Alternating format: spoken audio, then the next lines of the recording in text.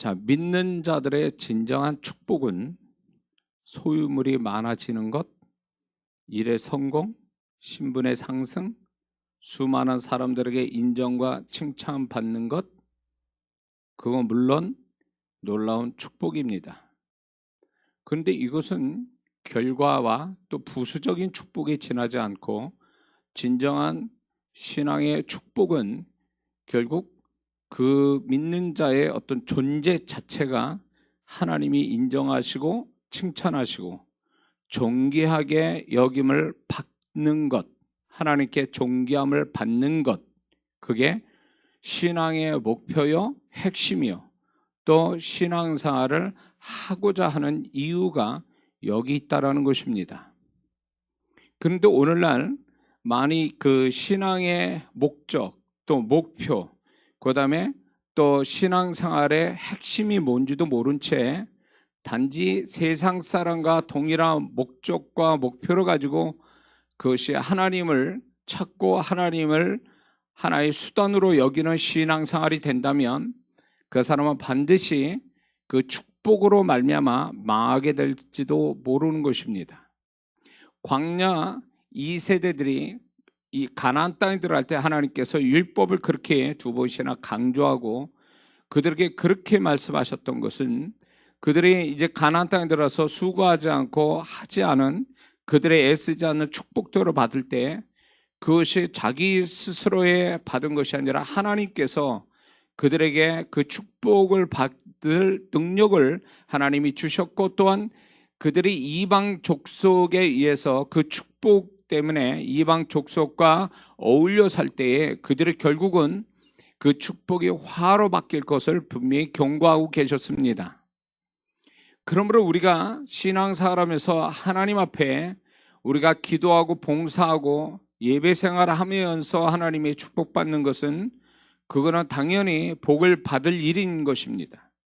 세상 사람이 예수 믿는 사람은 복을 좋아한다고 그러지만 그걸 비아냥거리지만 사실 신앙생활의 시작은 결국 복으로 시작한 겁니다. 왜냐하면 우리는 예수님을 영접해서 마음속에 영접해서 구원받은 것이 축복을 받은 거기 때문에 그 축복에 증거하는 축복을 증명하는 게 신앙생활이기 때문에 예수 믿는 사람은 하나님으로부터 오는 축복을 사모하고 또 그것 때문에 하나님을 가까이 하는 것은 잘못된 것이 절대 아닙니다. 그러나 그것이 전부만은 아니라는 것입니다.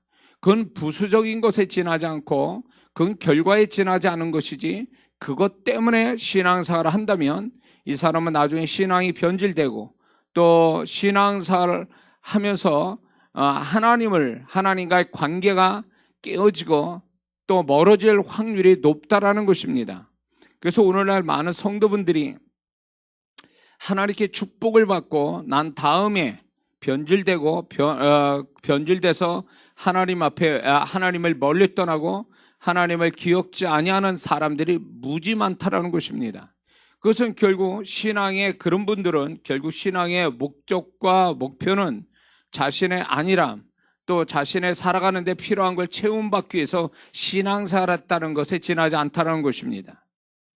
진정한 신앙의 목표와 목적 또 신앙의 핵심은 결국 뭐냐면 나라는 존재가 하나님 앞에 존귀함을 받는 것, 나라는 존재가 하나님 앞에 하나님 보실 때 정말 기쁨의 대상이 되고 하나님이 나를 바라보실 때 믿어줄 만한 사람이 되고 하나님 보실 때 어떤 사람들보다도 존귀하게 여겨주시는 이것이 신앙의 성공이고 이걸 위해서 우리가 신앙생활 부지런히 하는 것인데 존재에 대한 관심을 없고 자기 삶에 관계된 것들만 관심을 갖고 그것 때문에 신앙생활을 하는 것은 결코 바람직하지 못하고 건강한 신앙은 또 아니고 그런 신앙은 결국은 나중에 사단의 덫에 걸리기 쉽다라는 것입니다.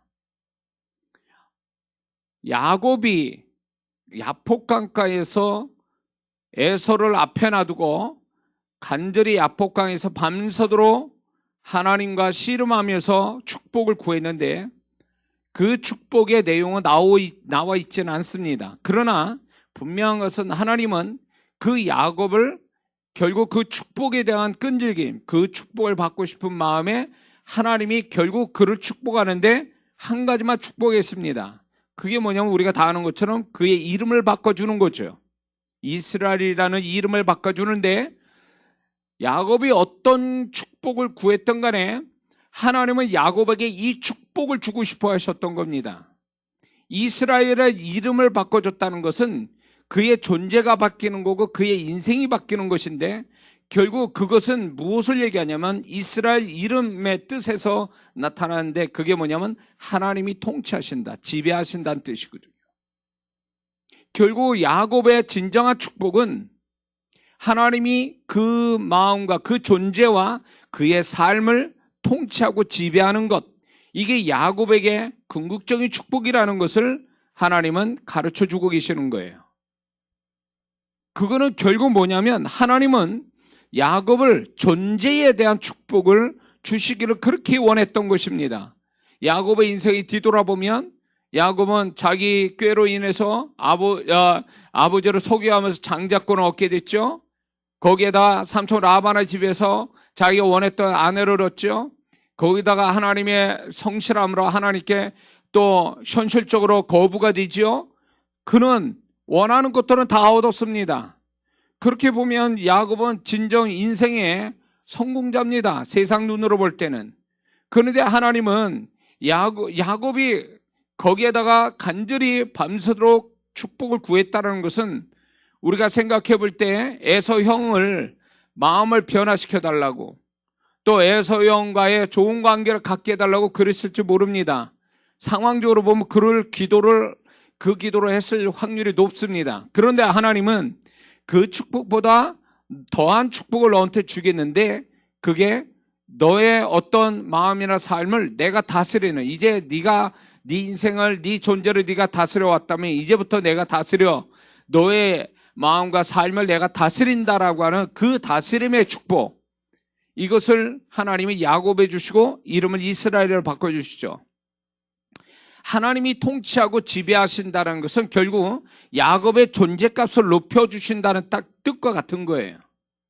그래서 야곱은 그 존재값이 높아지는 것이 결국 하나님 앞에 가장 축복된 거라는 걸 하나님이 직접 가르쳐 주신 거예요. 그것처럼 하나님은 우리가 우리 삶에 관계된 것에 대한 축복보다도 그 사람 자체를 축복해 주기를 원하시고 계신다는 거죠.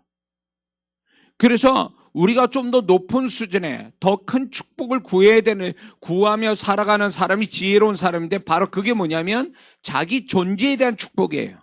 그리고 자신의 존재가 얼마나 하나님 앞에서 문제가 많은가를 세세히 발견해서 하나님으로, 하나님의 것으로 계속 채워지기를 바라는, 그것이 존재의 축복을 받는 하나의 기본이 된다는 것입니다. 많은 그리스도인들이 자기 존재에 대해서는 별로 생각지 않아요. 교회 와서 그냥 단지 그냥 잠깐 찔림받고 잊어버리고 잠시 감동받고 잠시 들을 만한 이야기를 듣고 가는 것으로 끝내버립니다. 그러나 정말 자기 존재를 고민하고 자기의 하나님 앞에 좀 더 존재값을 높이는 데 고민하고 그것 때문에 몸부림치고 하나님 앞에 가까이 가고 열심히 내는 이런 신앙을 가진 사람이 얼마나 되겠냐는 거죠. 자기 삶에 문제가 돼서 그거를 하나님으로 말미암아 풀기 위해서는 열심으로 하나님을 찾고 이 방법 저 방법 쓰는데 진짜 자기 존재에 대한 고민, 자기 존재에 대해서 좀 더 하나님 앞에 이렇게 하나님 앞에 변화받고 새로워지기 원하는 좀 더 나은 존재, 매일매일 자기가 나은 존재로 가기 위한 몸부림, 그것 때문에 고민하고 고통받고 스스로 그것 때문에 힘들어하고 그러면서도 하나님의 것으로 또 채움을 받고 그러면서 계속 자기 존재값을 높여가는데 얼마나 많은 사람이 수고하고 애쓰냐는 거죠. 어린아이는요, 그냥 잘 먹고 잘 자고 잘 놀면 되는 거예요.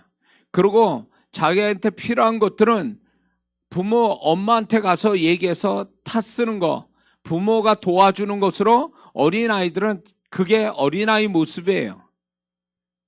근데 그 아이가 자라면 먹고 자고 놀고 그걸로 끝나지 않는다는 거죠. 뭔가 고민을 하게 되고 생각을 하게 되고, 그리고 자기 가치를 높이기 위해서 공부도 하고 뭔가 열심을 해서 자기 존재값을 세상 사람도 그렇게 자기 존재값을 만들어내기 위해서 애를 쓴단 말이죠. 그게 정말로 이렇게 건강한 사람으로 가기 위한 어떤 모습이죠. 건강한 사회인이 되기 위한 모습이죠. 그것처럼 예수 믿는 사람이 어린 신앙 때는요, 그냥 하나님이 주신 은혜에, 또 하나님이 주신 축복에, 또 내가 필요한 것도 하나님을 찾아서 하나님이 채워주시는 재미로 신앙생활을 해요. 그러나 그게 전부가 아니라는 것을 어느 신앙이 성장하며 성장할수록 깨닫는 것이 그게 정상적이라는 것입니다. 깨달아가면서 내가 이렇게 살면 안 되는데, 내가 이런 사람이 돼서는 안 되는데, 내가 이런 문제가 있구나, 나라는 사람이 이런 사람이구나, 그러면서 적나라하게 자기를 이렇게 보게 되므로 그것 때문에 고민하고, 그것 때문에 정말로 하나님께 회개도 하고 자기를 변화시키기 위해서 몸부림치는, 그래서 예수님에 닮아가려고 하는 그 몸부림, 이것이 건강한 성숙한 성도의 모습이고 그게 신앙생활이라는 거죠. 그래서 자신의 존재값이 점점 하나님 앞에 높아져서 하나님 앞에 존귀함 받는 것, 이것은 진정으로 모든 그리스도인들이 신앙생활을 어떻게 해야 될지, 무슨 목적으로 해야 되는지를 가르쳐 주는 것입니다. 자, 그런데 하나님께 우리가 이 존귀함을 받는 것에 대해서 몇 가지 우리가 알아야 될 것들이 있어요. 오늘 본문에 우리가 읽었던 것처럼 하나님은 이 땅의 하나님의 사람들은 하나님 앞에 다 존귀합니다. 근데 그것은 성도로서의 보편적 존귀함입니다. 개인적 존귀함은 따로 있어요. 성도들의 개인적 존귀함은 성도마다 여러 가지로 차이가 생긴다는 것입니다. 같이 구원을 받았어도 그 사람이 신앙생활하는 거 보면서 하나님이 존귀하게 여기시는 차이가 서로 생긴다는 것입니다. 냉수 한 그릇 소자에게 준 것도 하나님이 상을 주는 사람이 있고, 안에서 상을 못 받는 사람이 있다. 이 상을 주시고 안 주시는 것은 하나님 앞에 존귀함의 차이라는 거죠. 그러므로 같이 구원을 받았어도 똑같은 존귀함이 아니라는 것입니다. 그가 어떻게 하나님께 했는가에 따라서 그 사람의 존귀함은 차이가 있을 수 있다는 것입니다. 그리고 하나님께 존귀함을 받는다는 것이 결코 추상적이거나 하나님만 아시는 걸로 끝나는 것이 아니라 자신의 현실에서 그 증거를 하나님이 반드시 나타내 주신다는 것입니다. 그래서 하나님이 존귀하게 여기시는 사람의 어떤 공통적인 특징이 뭐냐면, 그런 사람이 기도하면 굉장히 빠른 속도로 기도를 응답받습니다. 다른 사람보다도. 그리고 그 사람은 언어의 권세를 갖게 돼 있어요. 하나님이 그 말을 지켜주시기 때문에 그렇습니다. 그리고 사람의 축복이 그런 존귀함 받는 사람한테 사람의 축복이 따릅니다. 그리고 하나님의 절대적인 보호를 받습니다. 그리고 사람으로부터도 존귀함 받게 되어 있습니다. 이게 하나님이 누군가 어떤 성도를 존귀하게 여기신다면 그게 표가 날 수밖에 없다라는 것입니다. 야곱이 요셉을 사랑해서 채색 옷을 입혔다고 그러는데, 구별돼서 이 아들은 내가 정말 너희보다 더 사랑하는 거야, 그래서 표시하기 위해서 채색 옷을 입힌 거죠. 그게 어떤 면에서 보면 하나님이 특별히 그 사람이 하나님 앞에서 자람으로 인해서 하나님이 존귀 여기시면 그 존귀 여기시는 증거들이 나타난다는 것입니다. 주변 사람이 알 정도로 나타나게 하는데 이게 굉장하다는 것입니다. 그 존귀함을 받는 사람은 이 목적으로, 이런 축복의 목적으로 하나님께 존귀함 받으려고 애쓴 것은 아니에요. 그러나 하나님은 그런 존귀함을 존귀 여기는 자를 그대로 마음에만 두시는 게 아니라 세상에 알리고 싶은 겁니다. 내 자식이 귀하면 내 자식이 얼마나 귀한가를 다른 사람한테 표현하듯이 하나님도 하나님의 자녀가 정말로 존귀하게 되어지면, 존귀하다면 하나님은 반드시 믿는 자에게 또 세상 앞에 드러내시는 게 하나님의 마음이라는 것입니다. 그래서 이 존귀함으로 받는 축복은 기도나 하나님께 봉사해서 받는 축복하고 차원이 다른 축복입니다. 그래서 이게 존귀한 자는, 하나님께 존귀함을 받는 사람은 기도를 하지 않아도 그 사람이 기도한 것처럼 돼서 기도의 응답을, 그 사람의 필요한 것을 하나님이 채워주시는 걸 경험하게 됩니다. 저도 수많은 성도들을 이렇게 만나고 사역을 이렇게 하면서도 이렇게 많지 않지만 하나님이 정말 특별히 존귀하게 여기는 사람을 저한테 계시해 주는 사람이 있습니다. 그 사람들을 보면 별반 다른 사람과 별반 차이는 없는 것 같은데 하나님이 마음에서 그 사람을 얼마나 귀하게 여기는지 제가 사역하면서 그게 부럽고 질투날 때도 있어요. 근데 그런 사람이 다른 사람 비춰볼 때, 다른 사람 볼 때 결코 이렇게 더 두드러지게 좋은 어떤 모습이 나타나는 것만은 아니에요. 근데 분명한 것은 하나님께서 그런 사람을, 그 사람이 하나님 앞에 하나님이 정말 기뻐하는 것들을 끊임없이 하고 있었다라는 겁니다. 그 존귀함을 받는 사람의 특징이 또 뭐가 있냐면 하나님이 그를 신뢰해 준다는 겁니다. 신뢰하고 있다라는 겁니다. 그리고 그 마음 안에서 누구 어떤 성도보다도 더 굉장히 마음을 더 많이, 그 성도를 더 많이 마음을 가지고 계신 걸 제가 사역 속에 수도 없이 그걸 발견하게 됩니다. 사랑한다. 예를 들어서 같은 성도라도 하나님이 사랑한다라고 이렇게 말씀을 주셔서 전달할 때 보면 차이가 있어요. 정말 하나님이 존귀하게 여기고 기뻐하는 사람이면 그 사랑한다는 그 말 속에 그분의 감정이 굉장히 풍성히 전달이 된다는 것입니다. 하나님이 구원받은 성도들은 차별이 없어요. 다 같이 사랑하세요. 그런데 그 마음 안에서는 차별을 두고 계신 것처럼 느껴져요. 제가 볼 때는. 제가 사역을 하다 보니까. 그래서 하나님이 이렇게 마음에 두고, 마음 깊은 곳에 두고, 마음 깊은 곳에서 기뻐하고, 마음 깊은 곳에서 신뢰하고, 마음 깊은 데서 존귀하게 여기는 성도가 따로 있구나라는 걸 알게 됐어요. 그래서 제가 이 사역을, 제가 사역을 수도 없이 지금까지 해오면서 저도 그것 때문에 주님의 마음을 많이 알게 된 거예요. 이 주님의 마음이 기계적인 게 아니고 사람마다 차이가 있구나. 차이가 있구나. 자식이 열이면 그 부모가 그 자식을 다 사랑은 해요. 그러나 어떤 자식은 기뻐하고 어떤 자식은 슬퍼하고 어떤 자식은 화가 나는 자식이 있어요. 그렇게 부모의 마음도 같은 자식이라도 그 감정이 다 다르고 대하는 게 다르듯이 하나님도 같은 성도라도 다르게 대하신다는 거죠. 그래서 많은 성도분들이 이걸 알고 있어야 돼요. 하나님이 사랑은 하시죠. 구원받지 않는 자도 사랑하세요. 구원받으면 하나님이 더 사랑하시겠죠? 그러나 하나님이 사랑하시는 것만으로 끝나지 않습니다. 하나님은 분명히 사랑하시지만 그 사랑의 깊은 곳에 들어가 보면, 그분의 마음에 들어가 보면 차별이 있다는 걸 알게 돼요.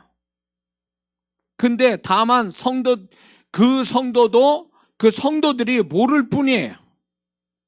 어떤 성도는 하나님이 화가 나 있고 슬퍼하기도 하고, 그리고 어떤 성도는 정말로 언짢게 생각하는 성도들도 있어요.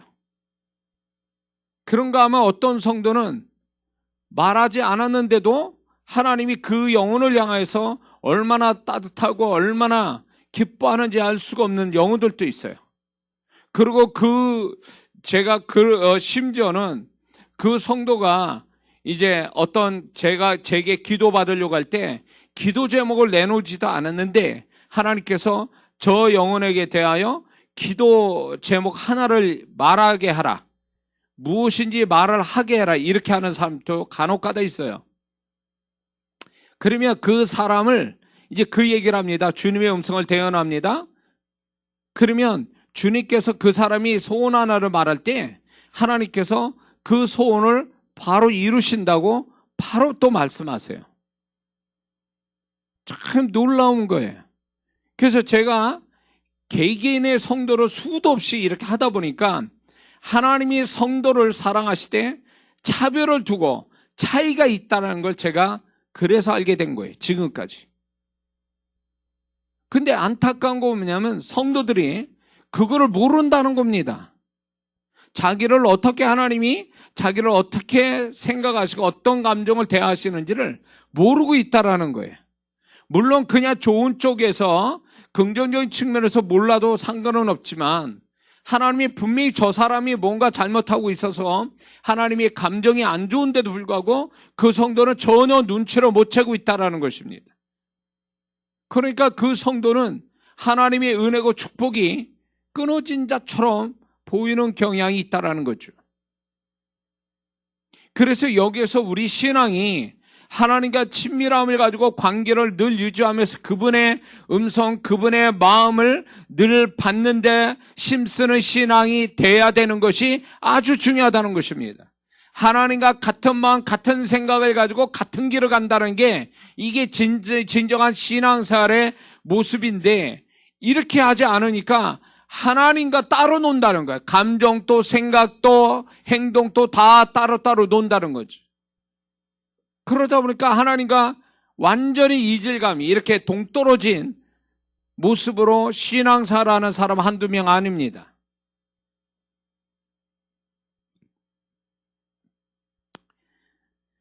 근데 거기에서 또 뭐가 있냐면 존귀함에도 차이가 있어요. 예를 들어서 이 사람은 50 정도의 존귀함을 하나님이 그 사람한테 가지고 있다 라면 어떤 사람은 70, 어떤 사람은 100 이렇게 하나님이 그 존귀함에도 차이가 있어요. 근데 그 존귀함의 차이가 결국 무엇을 얘기하는 거냐면 그분이 나타나심의 차이가 된다는 거예요.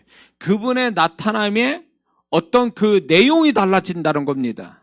예를 들어서 하나님이 그 사람에게 주실 말씀이 이 존귀함이 더 나아진 사람은 그렇지 않은 사람보다 주님의 음성이 차이가 있어요. 어감의 차이도 있고 내용의 차이도 있어요. 축복도 차이가 있어요. 그리고 그분이 그 성도를 대하는 어떤 그 모습들이 각각 달라요. 우리는요, 이걸 알아야 돼요. 우리는 주님을 상대해서 한평생 살다가 천국 가서 그분을 만나는 게 우리의 인생이요 신앙의 여정인데 이 땅에서 그분을 몰라요. 함께 사신다고 그랬는데 그분이 함께 사신 주님을 몰라요. 주님의 음성 못 듣습니다. 주님의 음성을 못 들으니 주님의 감정도 읽을 수가 없어요. 또 주님이 이끄심을 몰라요. 그러니까 순종하는지 불순종하는지도 모릅니다. 이렇게 돼버리니까 이렇게 주님과 이렇게 완전히 엇갈린 상태로 살다 보니까 주님이 이끄신 그 길이 안전하고 주님이 이끄신 그 길에 여호와의 이레가 있고 주님과 교통하는 것이 내 영혼의 만족과 축복과 그리고 천국을 경험하게 하는 것인데 이런 걸 전혀 경험치 못하고 신앙생활이라는 그냥 신앙생활에 그런 사람은 신앙생활이 아니라 교회생활하는 거예요. 교회만 왔다 갔다 하는 사람들, 교회가 곧 하나님이고 교회가 곧 주님처럼 돼버려가지고 교회에 오는 동안만큼만 주님 생각하고 교회 떠나면 주님이 없는 사람처럼 사는 사람들, 이 사람이 교회 생활하는 사람이에요. 참 이렇게 되면은 그 영혼도 답답하고 주님도 너무 답답해 하시는 거예요. 신앙생활이 주님을 상대해서 주님과 소통하고 사는 게 신앙생활인데도 불구하고 주님 없는 신앙생활을 하다 보니까 종교생활이 되고 형식적인 신앙생활이 되고, 이게 하나님이 안 계신 타종교 신앙생활 하는 사람과 똑같이 되고 마는 거예요. 우리는 주님의 음성 듣고 주님의 마음을 알고 주님이 이끄신 것을 알고 그 이끌림 받는, 그 이끌림에 순종하는, 이게 아주 당연한데도 이게 당연하게 여겨지지 않고 이게 뭔지도 모르는 사람이 너무 많다는 거예요. 단지 교회 오는 거, 정해진 시간에 교회 오고 교회 문밖만 나가면 자기 멋대로 자기가 계획 세운 대로 자기 원하는 대로 막 그렇게 살다가 다시 교회 시간 되면 교회 오는 걸, 그게 신앙생활을 여기는 사람들이 얼마나 많은지 몰라요. 그러니 그 삶 속에 주님의 흔적도 없고 주님의 주님이 함께 사신 증거도 없고 개인적으로 주님의 만남도 없고 주님에 대해서 얘기하라면 한마디 할 게 하나도 없는 거예요. 그러니까 단지 자기 생활에 어려움을 그냥 도와주십사 하는, 그만큼 하나님이 도와주시니까 나는 그만큼 해야 된다는 교회 생활 뿐이지, 개인적으로 주님과의 자기 일상에서 주님과의 만남을 갖는 그런 신앙생활은 아니더라, 그 얘기예요. 잘 들으셔야 돼요. 주님과 소통하지 않는 신앙은 형식적인 신앙이고 행위에 치우친 신앙이 돼서 언젠간 바리새인 되는 건 시간 문제예요. 마태복음 23장에 바리새인들을 주님이 그렇게 책망하고 그렇게 했던 그 모습이 내 모습이 될 수 있어요. 겉으로는 딱 틀이 잡혀 있어서 신앙생활하는 사람 틀이 있는데 실은 내면이 주님과 함께 소통돼서 쌓여진 것도 없고 말씀도 없고 주님과 함께한 삶의 흔적도 없고 이런 모습이 될 가능성이 많다라는 겁니다. 우리는 부패한 마음을 가지고 있어요. 그렇기 때문에 우리는 주님의 것으로 채워지지 않으면 360일 교회에서 살고 철회를 한다 해도 그 부패한 마음이 사라지질 않아요. 행위 가지고 신앙이 유지될 수 없어요. 지금 세대는요. 이상하다. 이 설교가 지금 이렇게 나갈 게 아니고 지금 전혀 생각지 않는 설교를 하는 거 보면 뭔가 이 메시지를 들어야 할 영혼들이 있는 것 같아요. 지금 행위로 치우치고 그리고 우리가 어떤 그 습관적인 신앙생활을 해가지고는 이 마지막 세대 때 살아남을 수가 없어요. 왜냐하면 점점요 이 세상 문화가 또 이 세상 임금된 마귀가 교회 안에 있는 자를 끌어내서 교회 바깥으로 믿지 않는 자처럼 만드는 그 거대한 역사들이 진행돼서 이 마지막 때가 되면 주님 오실 때가 가까운 때가 되면 지금 교회 안에 있는 사람들이 점점 적어질 수밖에 없는 세대에 우리는 살고 있어요. 그래서 교회에 오는 것만 해도 그 사람이 그나마 세상에 좀 이겼다라고 얘기해 주는 거예요. 교회에 오는 것만 해도. 그러나 교회에 오는 것만 해도 신앙이 그래도 그나마 이겼다, 세상에 이겼다라고 하지만 그 신앙도 간당간당한 거예요. 왜냐하면 행위로 치우친 종교적인 습관적인 신앙으로 교회에 오는 것은 오래 그게 지속될 수도 없고 그것이 결국 영적인 우리의 적들과의 싸움에서 승리를 가져다 주기 어렵다는 것입니다. 자기 영혼을 지키지 못한다라는 거예요. 그렇게 해가지고요. 우리는 살아계신 주님, 그 살아계신 주님의 음성 듣고 주님의 마음을 받고 주님과 소통하고 주님이 이끄는 길을 정말로 잘 알고 가서 순종하는, 그렇게 돼야 내가 살아남지, 살아계신 주님을 전혀 경험하지 못하는 신앙은 언젠가는 변질되고 언젠가는 주님 떠나게 돼 있어요. 그래서 지금 이단에 많이 넘어갔잖아요. 믿는 자들이. 그 많은 사람이 다 세상 속에 파묻혀 지금 살고 있잖아요. 교회 다녔던 사람들이. 그것만 해도 내가 볼 때 교회의 반 이상은 지금 교회 바깥에 나간 거예요. 그러면 교회 반에 있는 사람도 그 사람이 정말로 그 교회 그 자리에 오랫동안 앉아있을 거다? 보장 못합니다. 주님과의 생생한 만남, 주님과의 가까운 신앙이 되지 않으면 그 사람은 언젠가 그 사람도 유혹받고 핍박받으면 떠나갈 영혼이 될 가능성은 많아요. 그렇기 때문에 우리가 내 신앙, 내 영혼을 지킨다는 것만 해도 대단한 것인데, 거기에다 하나님의 존경을 받는 신앙생활은 더 중요하고 더 우리는 그게 귀하다는 것을 우리는 알아야 될 줄 믿습니다. 자, 하나님 앞에 존경을 받았다 할지라도 그것이 언제나 하나님이 나를 존귀하게 여기시는 것만은 아닙니다. 왜 그러냐면 우리가 죄를 한번 짓거나 세상에 속한 마음이 들어가든가 아니면 마음이 변질되거나 아니면 언어가 수준이 떨어지거나 행실이 잘못되거나 순종을 하지 못하거나 또 영적인 열심이 사라져서 게을러지거나 이런 여러 가지 요소로 말미암아 존귀함이 떨어져 버린다는 것입니다. 존귀함이 사라질 수도 있어요. 그래서 하나님 앞에 존귀함을 받았다 해서 그 사람이 언제까지나 평생 존귀함 받는 건 아니에요. 내가 어떻게 하냐에 따라 존귀함이 더 그 존귀함의 가치가 올라갈 수도 있지만 존귀함이 사라질 수도 있다는 걸 우리가 알아야 됩니다.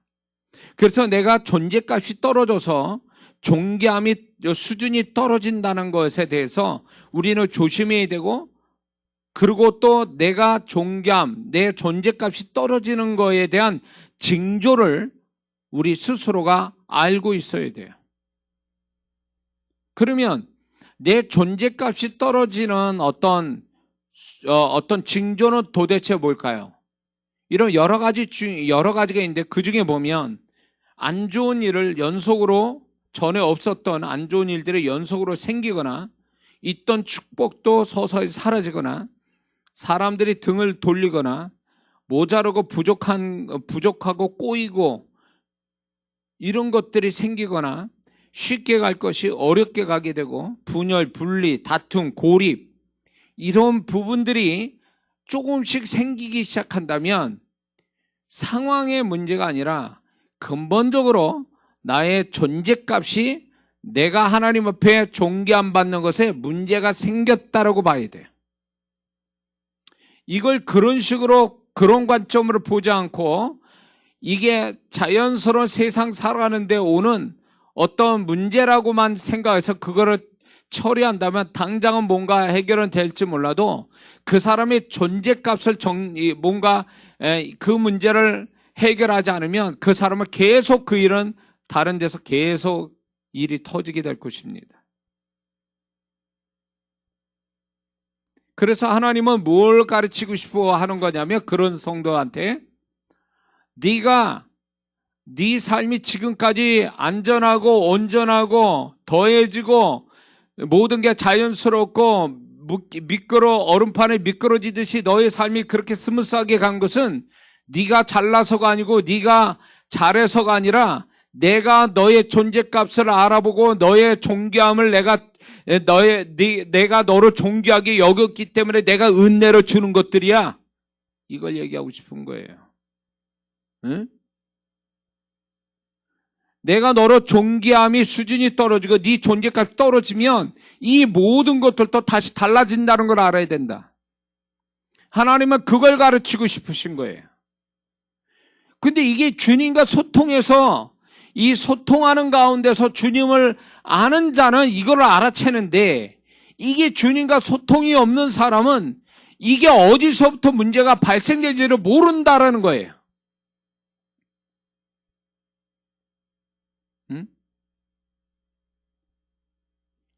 하나님께 존귀함 받는 사람 정도가 되면요, 적어도 하나님 주님과의 어떤 소통이 있는 사람을 전제로 하죠. 모를 수는 없어요. 정말 이 사람이 하나님과 소통하는 가운데 살고 하나님께 그 여러 가지로 존귀함을 받은 사람이라면 그 존귀함이 떨어지고 존재값이 떨어질 때 오는 그 아주 이상한 어떤 그 불리한 안 좋은 그런 어떤 징조에 관해서 눈치를 챈다고요. 아, 이게 내가 이거를 이렇게 하나님 앞에 잘못했더니 이렇게 그걸로 인해서 존재값이 떨어지고 내가 하나님 앞에 존귀함의 값이 떨어지니까 이런 현상이 오는 거예요. 이렇게 눈치를 챈다는 거죠. 그 정도 된다면 굉장한 사람이에요. 굉장한 사람이라고요. 분명히 자기의 삶에 어떤 마음이든 삶에 뭔가 과거하고 다른 어두움이나 뭔가 안 되거나 뭔가 문제가 자꾸 발생이 되면 자기를 돌아봐야 돼요. 나의 존재값과 나의 존귀함이 떨어뜨리는 것이 무엇인지 찾아봐야 돼요. 이런 사람 정도가 되면요, 알아요. 자기가 벌써 자기 양심으로 알고 자기가 그동안 하나님 앞에 이렇게 수준을 가지고 하나님을 상대했던 사람은요, 어디에서 내가 하나님 앞에 수준이 떨어졌는지를 캐치할 수 있는 능력이 있어요. 그러면 그거를 빨리 고치지 않는 한 그 사람은 계속 그 문제는 계속 그렇게 흘러갈 겁니다. 문제가 계속 생길 거예요.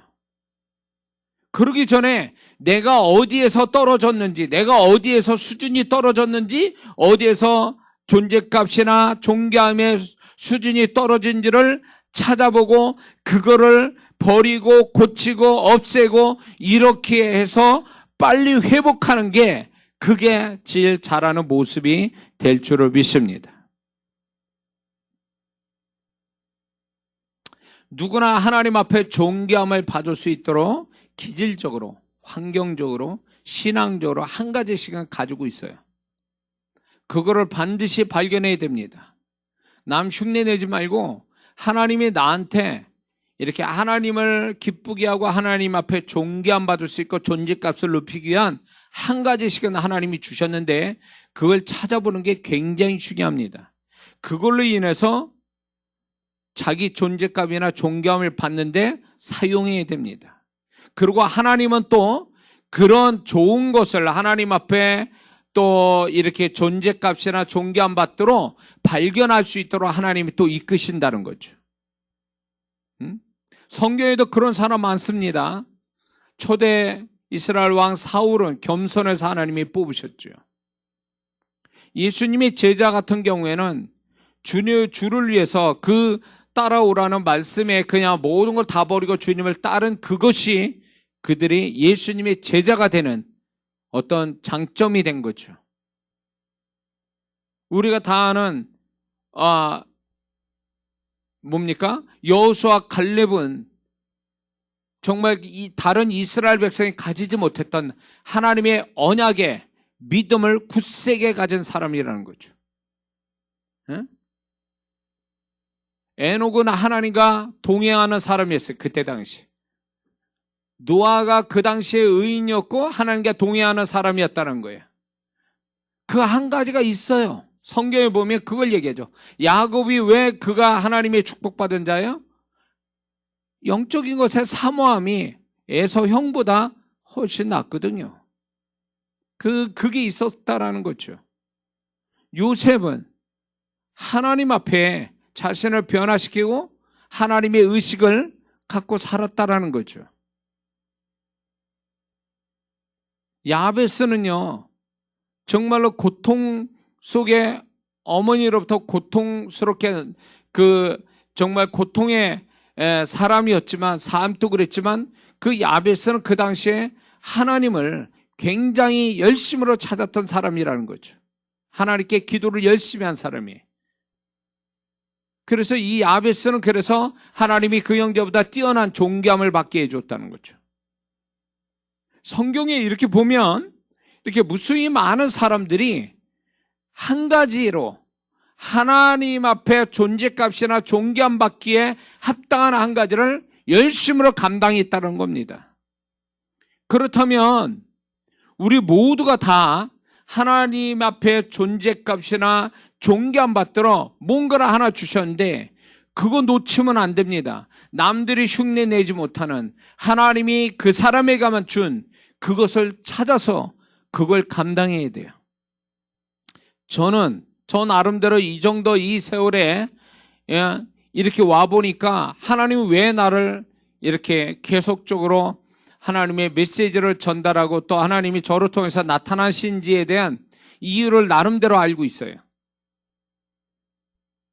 그것을 나는 놓치지 않고 의도적으로 사용하고 의도적으로 그것을 더 열심을 내려고 하는 제 마음이 있어요. 그럴 때마다 하나님이 그 하나로 인해서 저 자신의 마음이나 육체나 삶 이런 것들을 그분이 지켜주시고 채워주시고 또 그런 것들을 도우시는 손길을 또 보게 되거든요.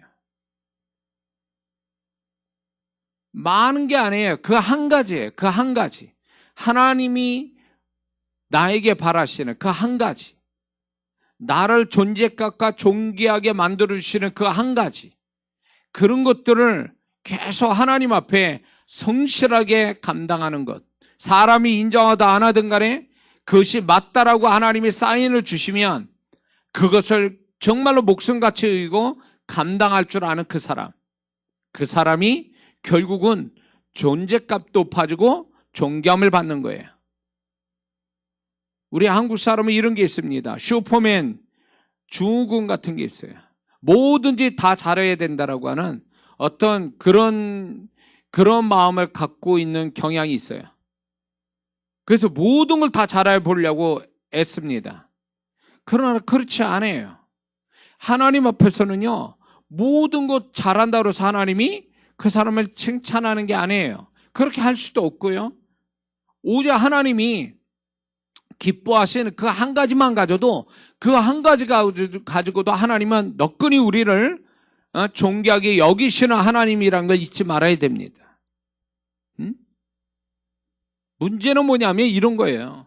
하나님이 나를 통해서 영광 받으시고 나를 존재값이나 존귀함을 받게 하는 그 한 가지를 모르는 게 문제고 또 가지고 있음에도 불구하고 그거를 사용하지 않는 그게 문제인 거지.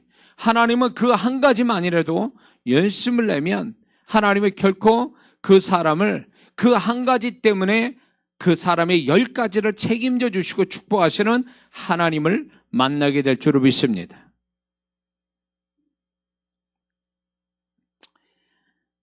뿐만 아니라 이런 게 있습니다. 하나님 앞에 존귀함을 받지 못하게 하는 치명적인 자신의 문제가 약점이 누구나 다 가지고 있어요. 그런 부분에 대해서 가볍게 보거나 또 그것을 은폐하거나 그것을 계속 반복하게 되면 굉장히 위험하다는 것입니다.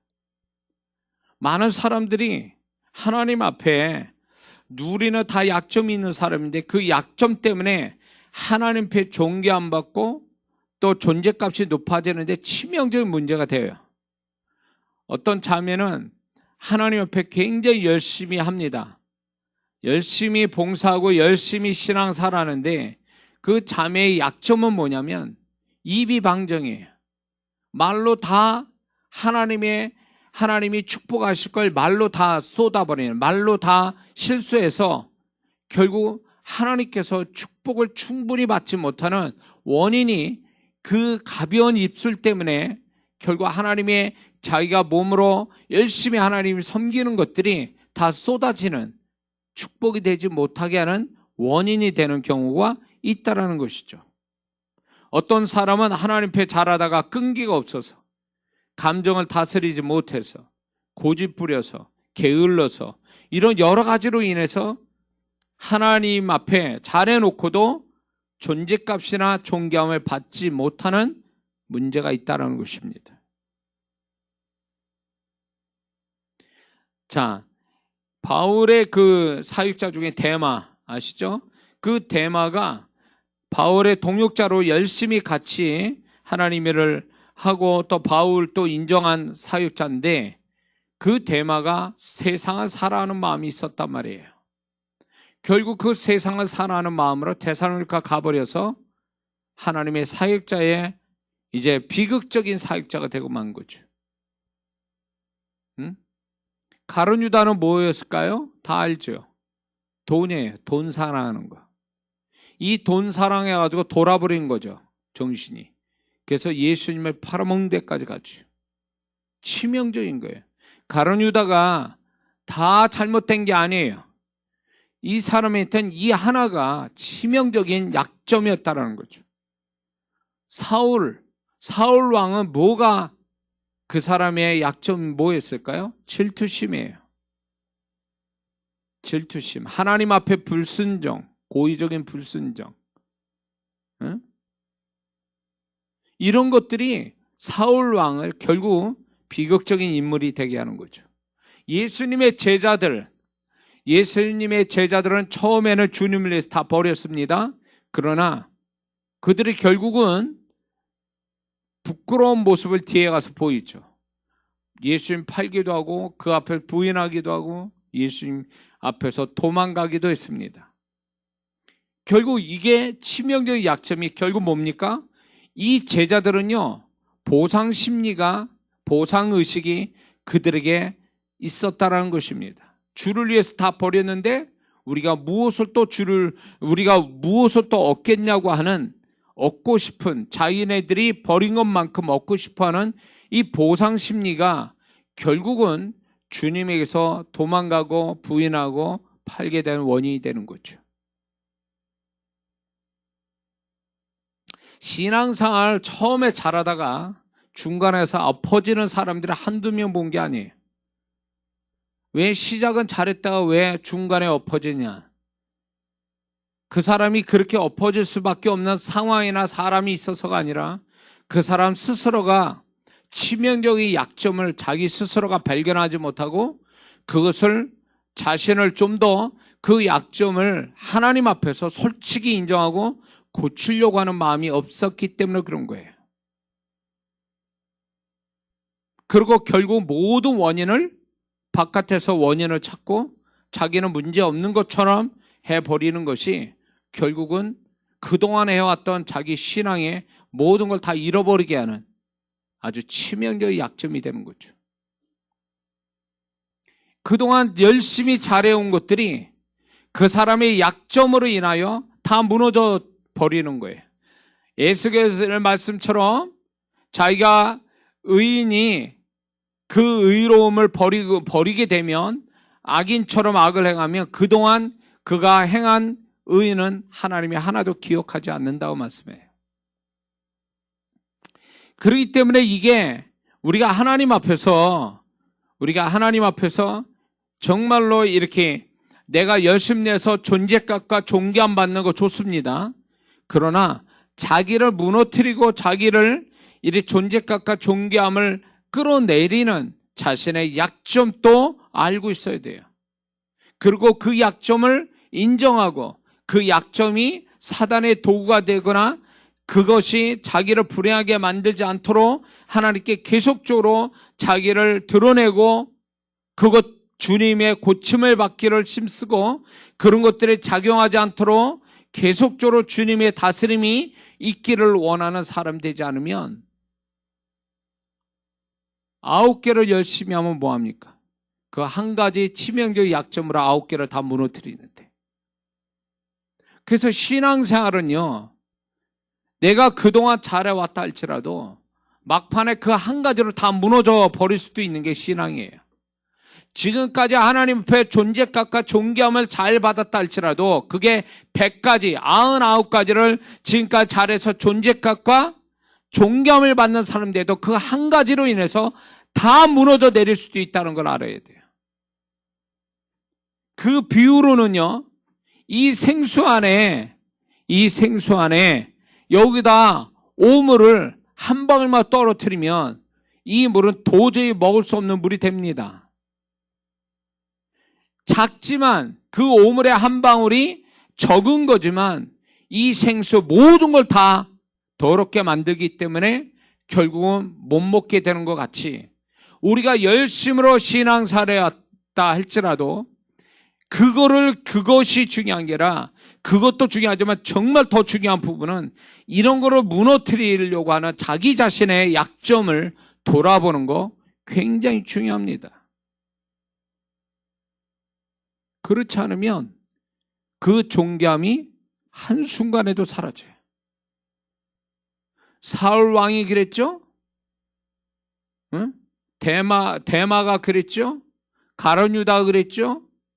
성경상에 이렇게 처음에 출발이 좋았다가 결국은 비극으로 끝나는 사람들을 성경에서 하나님이 기록해 놓은 것은 처음이 좋았다 해서 끝까지 좋다라는 보장은 없다라는 얘기입니다. 그리고 정말로 많은 것을 하나님 앞에 잘했다 할지라도 그 한 가지가, 치명적인 한 가지가 그 사람의 모든 걸 다 무너뜨릴 수 있다라는 이 법칙, 이것을 정말로 두려워하지 않는다면, 이 법칙을 두려워하지 않는다면 그 사람은 잘하고도 나중에 주님으로부터 버림받을 수도 있다는 거죠. 바울이 남에게 전파된 후에 내가 주님으로부터 버림받을까 두려워한다. 이 신앙 고백이 왜 나왔겠습니까? 바울은 항상 자신이 죽을 때까지 이 선한 싸움 싸우는 것을 멈추지 않았다는 거죠. 선한 싸움을 다 싸우고, 왜? 자신을 넘어뜨리려고 하는 자신의 약점 가지고 넘어뜨리는 것들이 영적인 적들이 많은데 자신의 약점을 해서 이것으로 지게 되면 자기가 주님으로부터 버림을 받고 지금까지 한 것이 완전히 다 없는 일이 될 수도 있기 때문에 그걸 두려워했다, 그 얘기예요. 그래서 선한 싸움을 다 싸웠다 얘기를 하고 있는 거죠.